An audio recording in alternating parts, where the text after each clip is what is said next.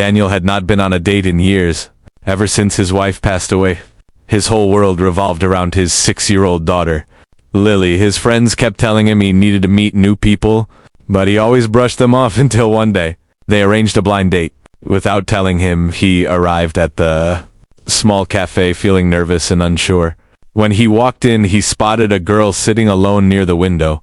She looked shy, her hands tightly wrapped around a warm cup of tea.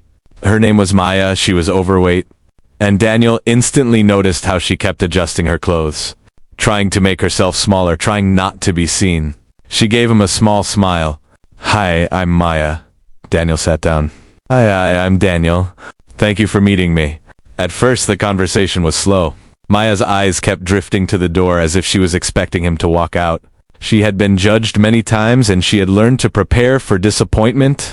"You don't have to stay if you don't want to," she finally whispered. "I know I'm not what people expect." Daniel was confused. "What do you mean?" She looked down. "Your friends probably didn't tell you who they were setting you up with. People don't usually choose someone like me." For a moment, Daniel didn't speak. He just watched her, really watched her. Not her size, not her appearance, but the fear in her eyes, the loneliness, the quiet strength. "Maya," he said softly, "do you know what my daughter asked me this morning?" She shook her head. She asked me, "Daddy, will the person you meet today be kind?"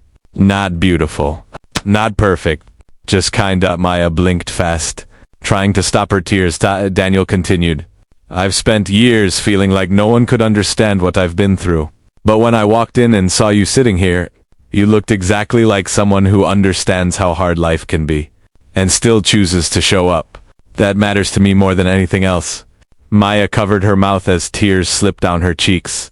She had never heard anyone speak to her like that. People at nearby tables noticed the moment, the quiet honesty, the trembling emotion. No drama, no shouting. Just two people who had been hurt by the world finally being seen. Maya finally smiled, a real smile this time. "Thank you, Daniel. No one has ever said something like that to me. And thank you," he said, "for not giving up on meeting someone new. I'm glad it was me." They talked for hours about life, loss, dreams, and tiny hopes they were afraid to admit. It wasn't a perfect date. It wasn't a romantic movie moment.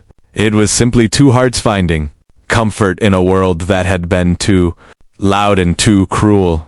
When Daniel left the cafe later that evening, he felt lighter. Not because he had found love, but because he had found a connection he never expected. And for the first time in years, he felt ready to let new people into his life.